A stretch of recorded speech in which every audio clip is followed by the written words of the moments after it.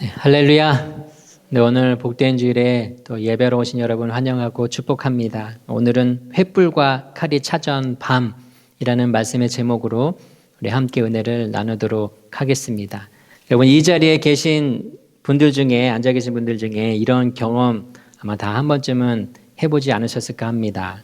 그러니까 친구라고 믿었던 사람에게 뒤통수 맞아본 기억, 그리고 같이 사업을 하자고 해서 사업을 했는데, 동역을 했는데 이것 때문에 또 배신당한 그런 기억들, 그리고 가족처럼 정말 내 가장 가까운 정말 식구라고 할 만큼 그런 사람에게조차 마음을 열었는데 그런 사람에게 외면당했던 기억들, 우리 이민 생활 속에서 이런 일들을 경험하게 되면 더욱 뼈아프게 다가오는 것 같습니다. 낯선 땅에서 의지했던 사람이었고 또 같은 한인이라 해서 믿었기 때문에, 혹은 또 교회에서 만나 형제 자매라고 불렸던 그 사람에게서 이런 배신을 당하게 되면 그 아픔은 2배, 3배 커지게 되는 것이죠. 그만큼 믿고 기대시는 사람이라고 여겼는데 그 기대감이 또 무너졌기 때문에 그렇습니다. 이렇게 큰 아픔을 겪게 되면 한국에 있었으면 가족들에게 가서라도 또 하소연도 하고 또 위로도 받고 그럴 건데, 여기서는 또 갈 곳이 마땅치 않은, 또 만날 가족들이 없는 분들은 어디서 하소연도 할 수 없는 그런 상태에 계신 분들도 계시지요. 그러니까 이 아픔을 누구에게 말해야 될지 모를 때가 있습니다. 어디서 하소연이라도 하고 싶은데 할 사람이 없죠. 미국에서 살다 보면. 그래서 마음을 닫게 됩니다. 다 싫은 데가 봐라. 아무도 내가 가까이 두지 않고 아무도 내가 믿지 않으리라. 마음을 닫아버립니다. 다시는 내가 다른 사람에게 내 속마음을 보여주지 않으리라. 이렇게 생각하면서 이제 혼자 견디게 되는 것이죠. 그러니까 교회 와서도 잘 지내고 계세요? 라고 물어보게 되면 네, 감사합니다. 잘 지내고 있어요. 라고 웃으면서 얘기는 하지만 그 미소도에 숨겨진 그 상처를 누가 알겠습니까? 누가 알겠어요? 오늘 말씀은 바로 그 자리에서 시작되고 있습니다. 예수님도 아신 것이죠. 배신이 어떠한 것인지, 그 배신의 고통이 얼마나 끔찍하고 고통스러운 것인지 우리 예수님은 온몸으로 경험하시게 됩니다. 그러니까 가장 가까운 사람에게서 배신당할 때 겪게 되는 그 상실감, 그리고 모든 사람들에게 버림을 받았다라고 느껴질 때 경험하게 되는 그 실망감은 정말 이루 말할 수 없이 큰 건데, 오늘 예수님은 이것들을 다 경험하게 됩니다.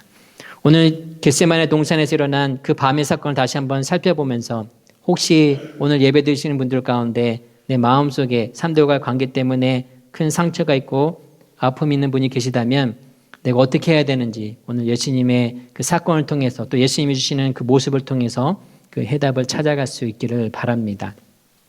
오늘의 본문의 배경을 먼저 보게 되면, 이 일이 일어나기 불과 몇 시간 전에, 며칠 전도 아니에요. 몇 개월 전도 아니고 몇 시간 전에 예수님은 제자들과 마지막 만찬의 시간을 가지게 됩니다. 빵을 떼어 나누시면서 이것은 내 몸이다 라고 말씀하셨고, 또 포도주를 돌리시면서 이것은 내 피다 라고 예수님이 말씀하시지요. 그 자리에 가룟 유다도 있었습니다. 예수님 손에 있던 그 빵을 받아서 먹었고, 또 같은 잔에 담겨있는 포도주도 들이마셨습니다. 그리고 조용히 자리를 떠났지요. 저는 이것이 배신의 가장 잔인한 면인 것 같아요. 배신은 친밀감 속에서 일어나게 된다라는 것이죠. 함께 밥을 먹은 사이에서, 또 함께 그 음료를 나누는, 잔을 나누는 그 사이에서, 가장 가까웠던 사이에서 배신이 일어나게 되더라는 것이죠. 47절 말씀을 보게 되면, 말씀하실 때에 12 중에 하나인 유다가 왔는데 라고 말씀을 해주고 있습니다. 예수님이 기도가 끝나고 이제 내려오실 때 12 중에 하나인 유다라고 성경 기자는 이렇게 표현해주고 있어요. 12 중에 하나. 외부인이 아니라는 것이죠. 12 제자 가운데 한 사람. 예수님이 직접 부르셔서 3년 반 동안 함께 동고동락했던 바로 그 제자. 마태복음의 기자는 이 표현을 통해 배신의 그 아이러니를 극대화해주고 있는 것 같습니다. 가장 가까이에 있었던 사람이 가장 치명적인 공격을 가했던 순간으로 기록하고 있는 것이죠. 48절에서 예수님이 유다가 예수님을 팔아넘기려고 할 때 미리 사전에 군호, 그러니까 암호를 선정하는 것을 보게 됩니다. 내가 입을 맞추는 자가 예수다. 그러니까 그 사람을 잡으라라는 것이죠. 당시 유다 문화에서 입맞춤은 사랑과 존경의 표현이었어요. 제자가 라베에게 인사를 할 때 기쁜 마음으로 한번 입맞춤하게 되고 또 아주 반가운 지인이나 벗을 만나게 되었을 때 혹은 또 식구들이 만났을 때 가족을 만났을 때 이렇게 인사를 하는 문화가 있었습니다. 그리고 이때는 보통 가볍게 한번 얼굴을 이렇게 부딪히면서 간접적인 것들을 입맞춤하게 되는데 원문에 살펴보게 되니까는 격한 반감으로 여러 차례 예수님 앞에 입맞춤을 했던 것을 보게 됩니다. 그러니까 한국말로는 이 뉘앙스가 잘 느껴지지 않는데 원어를 보게 되니까 그래요. 단순하게 한번 그냥 인사치레로 한 것이 아니라 격하게 반가워하면서 여러 차례 입맞춤을 했던 가룟 유다의 모습을 보게 됩니다. 유다는 사랑의 표현을 배신의 도구로 바꿔버렸어요. 상대방이 안심할 수 있게. 라비어 안녕하시옵니까? 라고 인사를 하는 유다를 향해 예수님 50절에 이렇게 말씀하십니다. 친구여. 친구여. 내가 무엇을 하려고 왔는지 행하라. 정말 놀라운 일 아닐 수 없죠.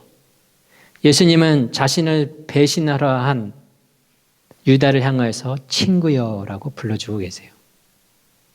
친구여라는 이 단어 의미는 중마고와 같이 가장 가까운 사람을 향하여서 우리가 친구라고 이렇게 부를 때가 있잖아요. 이제 그런 의미보다는 원어를 살펴보게 되니까는 헤타이라는 단어를 쓰게 되었는데 동료라는 의미가 있습니다. 동료. 이것은 냉소로 가득 찬 말이 아니고 유다를 향해서 예수님이 어떻게 보면 마지막 호소였는지 모르겠어요. 친구야. 나는 아직도 너를 친구라고 부르고 있다. 돌이킬 수 있다. 지금이라도 멈출 수 있다는 것이죠. 친구야. 그러나 유다는 멈추지 않았습니다. 예수님이 내가 무엇을 하려고 왔는지 행하라라고 말씀하세요. 그 말씀하실 때 얼마나 그 깊은 슬픔이 담겨 있는지 모르겠습니다. 예수님은 유다가 무엇하러 왔는지, 왜 이렇게 격하게 자신에게 입맞춤하면서 반가워하는지 다 알고 계셨어요. 몇 시간 전에 만찬을 나눌 때 너희 중 하나가 나를 팔리라라고 말씀하셨어요. 다 알고 계셨죠. 그런데도 막지 않으셨습니다. 가룟 유다의 선택을 존중해 주셨어요. 그러나 그 존중 안에는 측량할 수 없는 깊은 슬픔이 있었던 것이지요. 그런데 안타까운 것은 배신은 가룟 유다에게서 끝나지 않았다는 것입니다.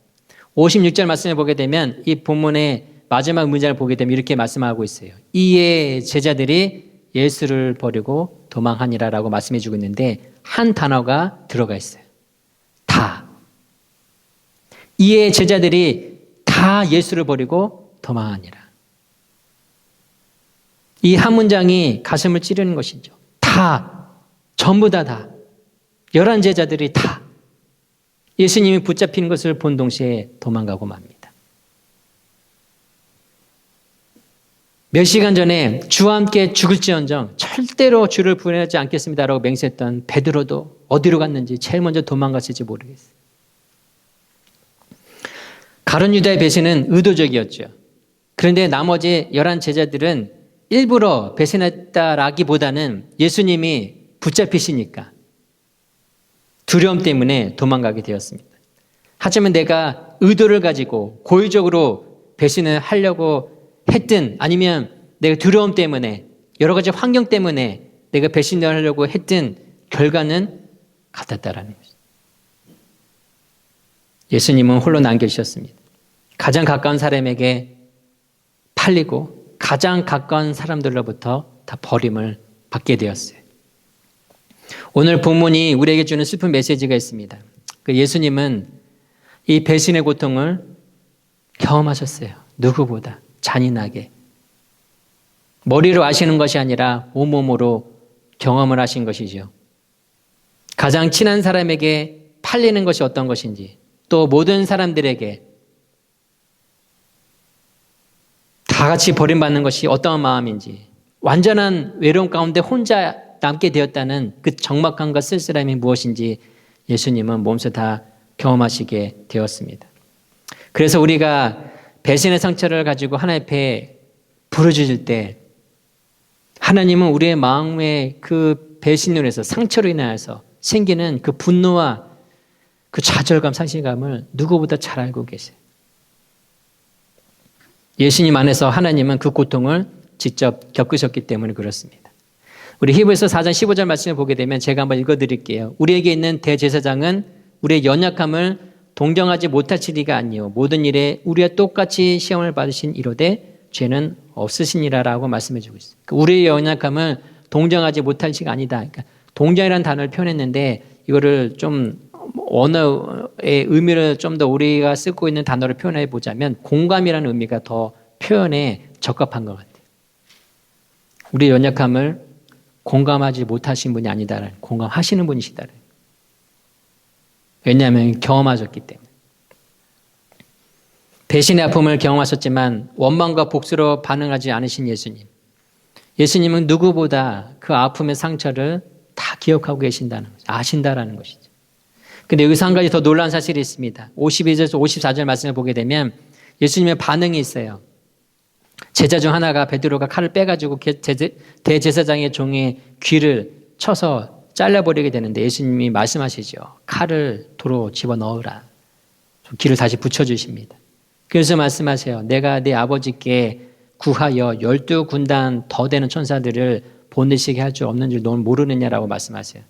그러니까 이 당시 군대 책을 보게 되면 로마의 한 군단은 6,000명으로 이루어져 있습니다. 한 군단에 사병의 인원이 한 6,000명이에요. 12군단이면 얼마예요? 얼마죠? 대략 한 72,000명 정도 되죠. 근데 12군단이 더 되는, 그러니까 72,000명이 더 되는 천사들을 내 말 한마디 하나님이 딱 예비시킬 줄을 모르느냐라고 말씀하고. 그러니까 예수님은 그런 권세와 권능의 힘이 있다라는 것이죠. 베드로가 굳이 칼로 사람을 해하지 않아도 예수님 말씀 한마디로 여기 있는 사람들 얼마든지 다 제압할 수 있는 능력과 권세가 있으신 분이셨어요. 우리는 보통 배신의 상처를 받을 때 우리의 본능은 두 가지로 나타나게 됩니다. 하나는 보복하죠. 똑같이 갚아주지 내가. 똑같이 갚아주겠어. 그리고 다른 반응이 뭐냐면 회피입니다. 다시는 믿나 봐라. 다시는 함께 하나 봐라. 피하고 도망가죠. 근데 예수님은 보복도 회피도 하지 않으셨어요. 12군단의 천사를 부를 수 있는 힘이 있으셨지만 그 힘을 사용하지 않으셨어요. 대신 하나님의 뜻을 순종했어요. 저는 여기서 이 사건의 결정적인 메시지를 보게 됩니다. 그것이 무엇이냐면 사람들의 배신 속에서도 하나님의 뜻은 멈추지 않는다라는 거예요. 사람들의 배신 속에서도 하나님은 나를 통해 하실 일들을 계속 해나가신다는 거죠. 이것은 우리에게 엄청난 큰 하나님이 주시는 메시지입니다. 우리는 깊은 배신을 당하게 되면 사람들과의 관계에서 실수 없는 상처를 받게 되면 절망하게, 상심하게 되죠. 모든 것이 다 부질없게 느껴지고 소망이 없어져 버립니다. 아주 가까운 사람들로부터 배신당하게 되면 살 의욕조차도 없어지게 되죠. 하지만 하나님은 배신의 상황 속에서도 하나님의 뜻이 이루어 가신다는, 우리가 배신당한 그 깊은 상처를 받고 있을 때조차도 하나님은 나를 향한 하나님의 그 계획과 섭리를 멈추지 않으신다라는 거예요. 이루 씻을 수 없는 심각한 공격을 사단으로부터 받는다 할지라도 하나님은 나를 향한 계획을 멈추지 않고 계속해서 해나가신다는 거예요. 이것이 얼마나 놀라운 말씀인지 모릅니다. 왜냐하면 반전의 역사가 반드시 있기 때문에 그래요. 하나님이 나의 삶을 붙잡고 계시게 되면 내가 배신을 당하고 아픔을 경험하고 씻을 수 없는 상처를 받아도 반전의 역사가 반드시 주어지게 돼요. 아픔이 아픔으로 끝나지 않고 고통이 고통으로 끝나지 않고 배신의 상황 속에서도 하나님은 하나님의 뜻이 이루어가심으로 인해서 하나님의 영광을 우리가 보게 하시는 것이죠. 그 과정에서 상한 우리의 심령도 하나님께서 회복시켜 주시고, 우리는 이런 극한의 상황에 몰리게 되면 내가 이렇게 배신을 당하도록 하나님 왜 가만 계셨던 것일까? 내가 이렇게 큰 상처를 받을 때까지 하나님 뭐 하고 계셨을까? 왜 막지 않으시고? 왜 이 길을 피하게 하지 않으시고 이런 것들을 다 보게 하고 경험케 하시는 것일까? 이런 마음이 들 때가 있습니다. 배신의 상처 가운데 있는 우리를 향해서 하나님은 뭐하고 계셨던 것일까? 그런 말씀을 살펴보게 되면 하나님이 어떠한 일들을 하고 계시는지 우리가 짐작해 볼 수 있어요. 첫 번째는 하나님은 함께 아파해 주셔요. 내가 눈물을 흘릴 때 같이 눈물 흘려주신다는 것이죠. 하나님의 응답은 즉각적인 해결이 아니었어요. 내가 너를 배신한 그 인간 심판으로 그냥 그 집안을 몰살시키기 이렇게 하지 않으셔요. 그리고 용서하고 잊어버려라라고 말씀도 하지 않으세요. 그렇게 말씀하시지도 않으십니다. 하나님의 첫 번째 응답이 뭐냐면 나의 고통을 경험하고 계시고 그 고통을 공감하고 계시고 같이 마음 아파하신다는 것이죠. 예수님은 겟세마네에서 배신당하기 전에 하나님께 기도했어요. 내 마음이 심히 고민하여 죽게 되었습니다. 너무 십자가 참여 감당하셔서 너무 고통스러우니까 내 마음이 죽게 생겼습니다. 죽을 것 같이 힘들다라는 것이죠. 오죽하면 몸에 피가 땀처럼 흘러내렸겠어요. 이걸 바라보시는 하나님의 마음도 얼마나 아프시고 힘드셨겠습니까? 하나님 마음 같아서는 그냥 때려치자라고 하실 수도 있었겠죠. 그런데 인간을 살려야 했기 때문에 스스로 멸망할 수밖에 죽을 수밖에 없는 그 인간을 긍휼히 여기셔서 그 사랑하는 마음을 거두질 못하셔서 인간을 살리셔야 했기 때문에 저와 여러분들을 살리셔야 했기 때문에 예수님의 그 고통을 하나님은 옆에서 눈물 흘리시면서 볼 수밖에 없었어요. 그래서 하나님은 우리의 고통을 아십니다. 멀리서 관찰하고 계시는 것이 아니라 이 고통의 한가운데로 들어오시는 분이세요. 시편 56편 8절에 이런 말씀이 있어요. 나의 눈물을 주의 병에 담으소서. 이것이 주의 책에 기록되지 아니하였나이까. 시편 기자 뭐라고 말씀하고 있냐면 배신의 아픔으로 흘리는 눈물을 하나님은 한 방울도 빠뜨리지 않고 병에 담으신다. 그리고 책에 기록하신다는. 내가 겪고 있는 그 아픔과 상처가 허공으로 사라지지 않도록 하나님 보고 계시고 담아두고 계시고 기록하고 계신다는. 둘째, 하나님은 배신당한 나의 편에 서주십니다. 정말 배신을 당하게 되면 사람들로부터 이간질을 당하고 인격 모독을 당하고 모욕을 당하게 되면 제가 그 일을 경험해 보니까 뭐가 제일 아프냐면 상대방에게 배신을 당해 정말 내가 헌신적으로 사랑해 줬는데 어떻게 이분이 이렇게 할 수 있을까 이런 아픔보다는 주변 사람들이 이렇게 얘기하는 거예요. 양쪽 다 얘기 들어봐야 돼. 물론 맞는 말이죠. 지혜로운 말이에요. 근데 둘 다 하는 얘기가 달라요. 그럼 어떻게 판단해야 되죠?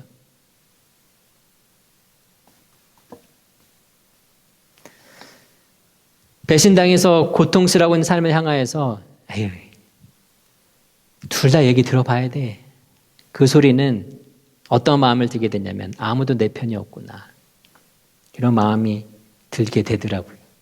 아무도 내 편이 없구나. 근데 하나님은 억울한 자의 편에 서주시는 분이세요. 시편 34편 18편에 시편 기자 이렇게 말씀하고 있어요. 여호와는 마음이 상한 자에게 가까이 하시고 중심에 통회하는 자를 구원하시도다.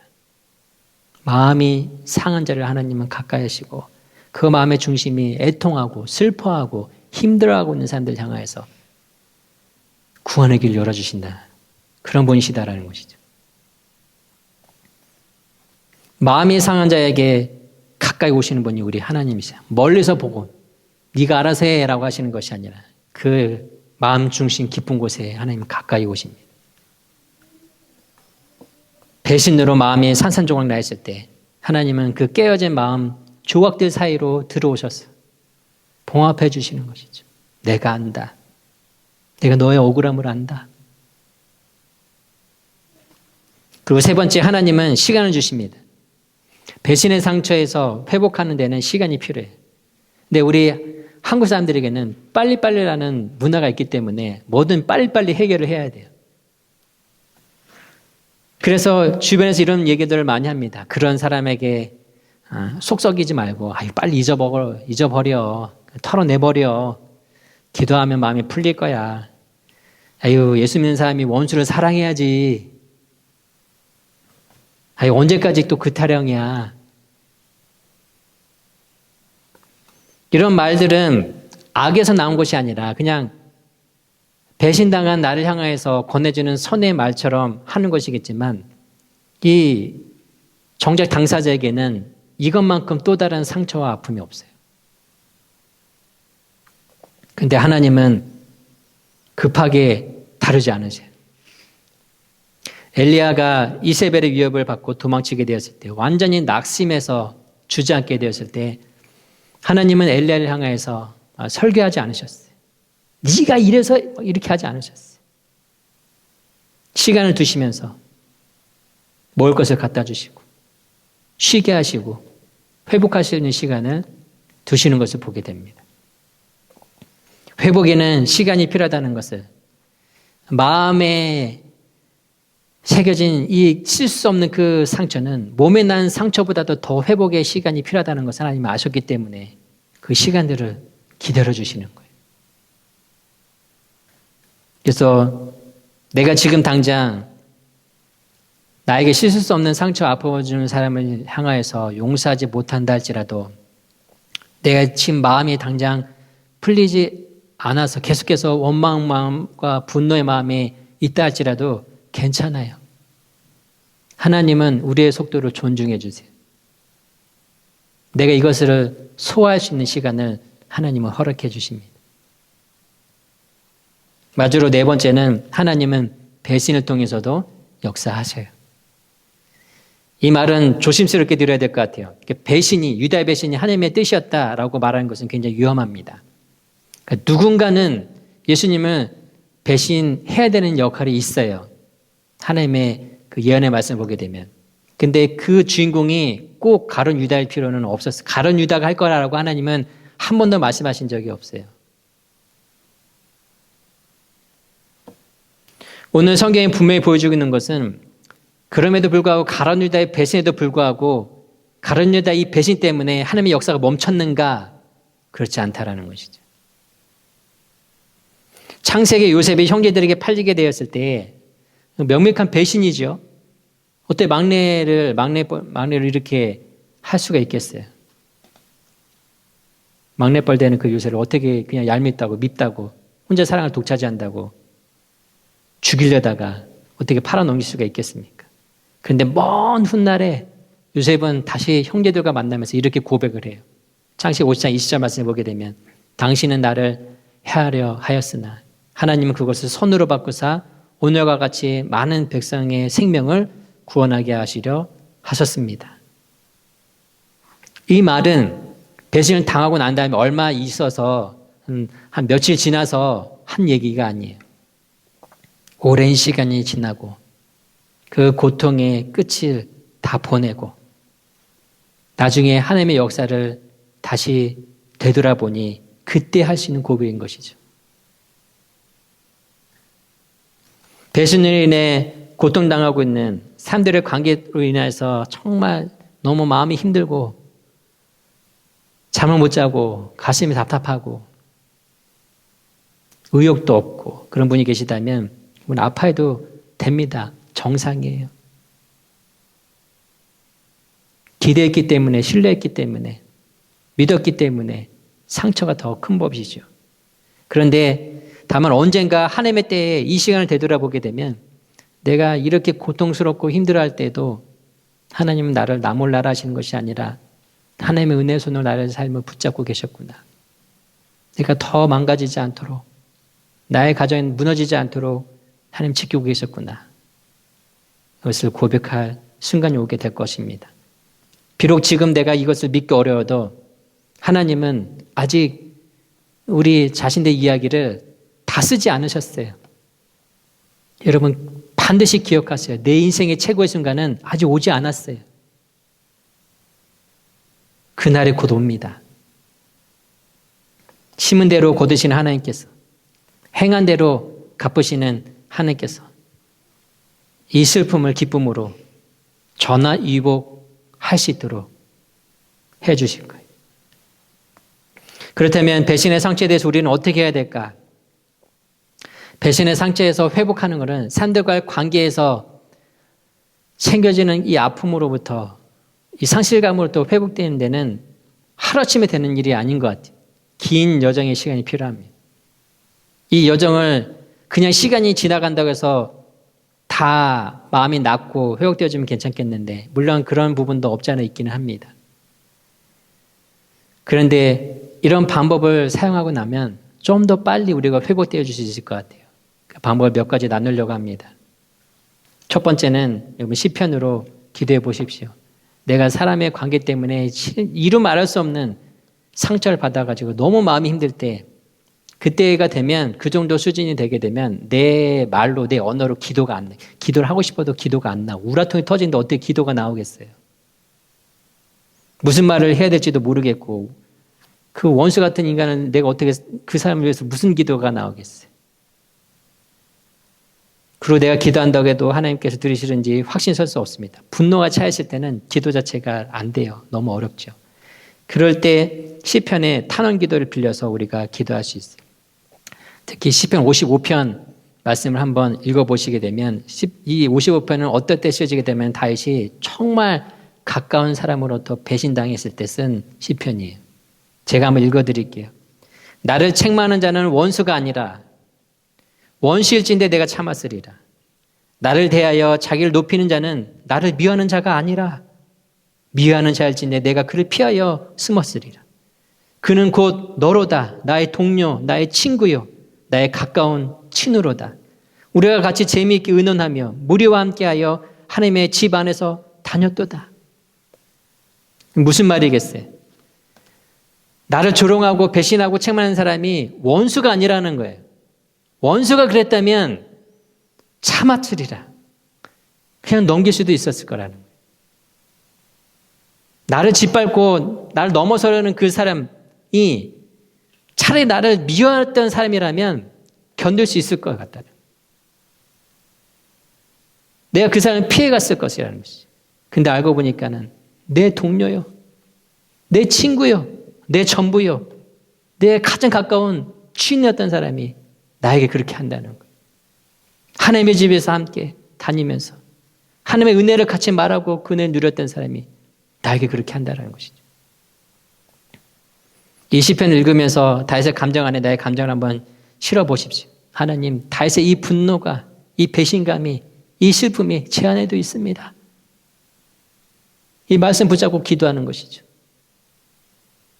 이것은 수천 년 동안 상처받은 신앙인들이 해온 기도 방법이에요. 기도가 안 되니까. 이 말씀 붙잡고 기도하는 것이죠. 두 번째는 호흡 기도를 한번 해보시기 바랍니다. 그러니까 배신의 기억, 사람들과의 상처에서 분노가 폭발하게 되면 이게 정말 숨도 쉬지 않아요. 너무 화가 나고 너무 어이가 없고 기가 막히면 뭐 잠이 오겠어요? 밥이 들어가겠습니까? 막 숨 쉬는 것도 곤란해질 때가 있어요. 그때는 잠깐 이 호흡 기도를 하면 좋습니다. 내가 숨을 깊이 들이쉬면서 하나님, 숨을 뱉으면서 제 마음을 붙잡아 주세요. 들으시면서 하나님, 뱉으면서 제 마음을 붙잡아 주세요. 하나님, 뱉으면서 제 생각을 지켜주세요. 5번만 반복해도 이 감정의 폭풍이 지나가게 되더라고요. 세 번째는 라멘트 기도입니다. 탄원, 애통의 기도라고도 불리죠. 그러니까 하나님 앞에 솔직하게 불평하면서 하는 기도죠. 다윗처럼 하나님 어떻게 저 사람이 저에게 이럴 수 있습니까? 하나님 왜 막지 않으셨어요? 왜 이렇게 저를 이 고통의 순간 가운데 허락해 주셨어요? 하나님 너무 화가 나고 억울합니다. 그냥 하나님 앞에 토해내도 괜찮아요. 제가 점잖게 얘기했지만 원수 같은 사람을 만나서 기도할 때 좋은 말이 나오나요? 저 인간이부터 해가지고 온갖 욕이 막 나오죠. 하나님 앞에 하는 건 괜찮아요. 사람들 앞에 하면 큰 문제가 생길 수도 있어요. 하지만 하나님 앞에 하시는 거는 괜찮습니다. 그래서 시편 기자들이 다 하나님 앞에 그렇게 했어요. 우리 한국말로는 좀 순화해서 다 번역을 해서 그렇지 굉장히 막 독소를 퍼가면서 나에게 상처를 주고 고통을 주는 사람들 향해서 정말 굉장히 심하게 어떻게 이 성경 말씀이 기록되었을까라고 싶을 정도로 그렇게 막 하나님의 분노로 이 사람은 막 인생을 갈아엎으시고 막 이런 것부터 해가지고 막 되게 많아요. 얼마나 화가 났으면은 그렇게 했겠어요. 근데 하나님 앞에 우리 솔직한 분노를 쏟아내는 거는 하나님이 들어주시고 받아주세요. 그리고 이 분노를 내 속에서 삭히는 것보다 하나님 앞에 토로하면서 눈물로 기도하면 하나님께서 우리 마음을 아시고 그 고통을 아시고 위로해 주시고 이 상처가 빨리 아물 수 있도록 하나님께서 해주시는 것 같아요. 마지막 네 번째 방법이 있습니다. 한 사람에게도 마음을 여십시오. 배신을 당하고 나면 아무하고도 얘기를 하고 싶지 않아요. 아무도. 자연스러운 자기 보호 본능입니다. 아무하고도 얘기하고 싶지 않아요. 얘기해서 뭐하겠지? 이 사람도 나를 배신하지 않을까? 내가 이렇게 아픔을 내놨는데 이 사람 또 딴 데 가서 이런 소리 하고 다니지 않을까? 다 자기 본능이 이 마음을 보호하는 기능이 작동되어지기 때문에 아무하게도 얘기하고 싶어 하지 않는 것이 정상입니다. 그런데 이 상처는 혼자 잘 낫지가 않아요. 쉽게 잘 아물지가 않습니다. 그래서 신뢰하시는 사람에게 나의 상황을 한 번쯤 나누는 것은 괜찮습니다. 그게 위로가 되더라고요. 목사님, 도저히 나눌 사람이 없습니다. 그럼 저한테라도 오셔요. 저한테라도 오셔요. 다 구구절절 다 말할 필요도 없어요. 요즘 참 힘이 드네요. 내가 누구누구 때문에 좀 상처가 됩니다. 이 한마디만이라도 괜찮아요. 좀 내 마음을 나누시는 사람에게 한마디 정도 같이 나누고 도움을 요청하는 게 우리의 상처진 마음을 회복하는 데에 굉장히 큰 도움이 됩니다. 우리 교회는 작은 공동체입니다. 작은 교회 공동체이기 때문에 어떤 분이 어떠한 고통을 또 어떠한 좋은 시간들을 보내고 있는지 우리는 쉽게 알죠. 저도 알지만 여쭤보지 못할 때가 되게 많이 있어요. 성도님들이 마음의 문을 열고 닫아주시면 왜 그게 안 되겠어요? 근데 이미 마음이 닫혀버렸어요. 들려고 하지도 않고 얘기하려고 하지 않는데 다가간들 제가 말한들 무슨 의미가 있겠어요? 우리 교회는 배신의 상처, 아픔, 정말 산들과 강에서 생기는 이 상처들을 내가 속마음을 어렵게 내놔도 이걸 가지고 판단하지 않고 서로 아파하지 않고 위로해 줄 수 있는 공동체가 되었으면 좋겠어요. 저 개인적으로는 정말 힘든 내용을 정말 어렵게 얘기를 했는데 그분이 저한테 그렇게 얘기를 했어요. 나는 그렇게 생각하지 않아요. 저는 정말 힘들어가지고 힘든 시간들 얘기하고 있는데 나는 그렇게 생각하지 않아요. 내가 보니까 아닌 것 같은데. 열받죠. 기가 막히고. 들어줄 줄 알았는데 얘기하면 받아줄 줄 알고 이해해줄 줄 알았는데 그렇게 말할 때 정말 이루 말할 수 없는 그 배신감은 너무도 큽니다. 근데 우리 교회 공동체는 그러지 않았으면 좋겠어요. 내가 정말 힘들어가지고 어렵게 얘기를 해주면 들어주고 또 위로해주고 공감해주는 그런 기회로 세워주시길 바랍니다. 말씀을 정리하겠습니다. 오늘 우리는 겟세마네의 밤을 함께 보냈습니다. 유다의 이 배신의 입맞춤, 예수님의 체포, 제자들의 도주, 배신과 버림받음과 완전한 외로움의 그 밤 시간이었어요. 근데 이 이야기는 여기서 만약에 끝나게 되었다면 우리 모두는 절망할 수밖에 없었을 거예요. 근데 부활하신 예수님은 도망친 제자들을 다시 찾아가셨어요. 그래서 요한복음 20장 19절에 이렇게 말씀하셔요. 제자들을 보면서 자기를 배신하고 도망간 제자를 처음 보게 되는데 예수님이 뭐라고 하시는지 아세요? 너에게 평강이 있을지어다. 우리 예수님은 그런 분이세요. 예수님은 자신을 버리고 도망간 사람에게 정죄가 아니라 평강을 선언하셨어요. 베드로를 향하여서는 3번 내가 나를 사랑하느냐라고 물으시면서 3번 부인했던 그 베드로의 아픔과 상처를 회복시켜주고 계십니다. 여러분, 이것이 복음이에요. 배신의 밤이 영원하지 않는다는 것. 겟세마네의 어둠 너머에 무엇이 있어요? 부활의 아침이 다가온다는 것. 이것이 복음입니다. 인간은 배신하지만 하나님은 절대적으로 배신하지 않으신다는 거예요.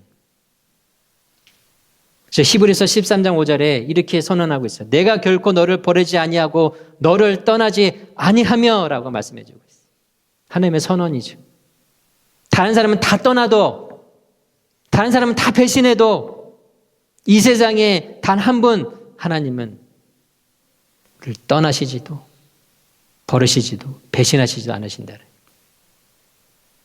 오늘 예배를 마치고 나가시면서 사람들과의 관계로 인해서 또 배신으로 인해서 마음에 고통과 아픔이 있으신 분들이 계실 건데 이것들이 회복되지 않은 상태에서 가시는 분들이 계실 거예요. 여전히 아프실 수도 있고 여전히 그 사람이 미울 수도 있고 원망스러울 수도 있습니다. 그래도 괜찮습니다. 치유는 과정이고 하나님은 그 과정을 허락해 주셨어요. 다만 오늘 이 한 가지만은 반드시 우리 가슴에 새길 수 있기를 바랍니다. 예수님 한 분만큼은 우리를 배신하는 분이 아니세요. 겟세마네에서 배신 당하셨기에 여러분들의 배신의 아픔을 누구보다도 공감하고 계시고 알고 계시는 분, 그분이 바로 우리 예수님이시고 그 예수님이 나와 함께하고 계시다는 사실입니다. 우리의 상한 마음을 위로하시고 치유하기 원하시는 그 예수님의 사랑의 손길이 오늘 상처로 인해서 상심해 있는 모든 성도님들의 심령 가운데 함께할 수 있기를 예수님의 이름으로 간절히 축원합니다. 아멘.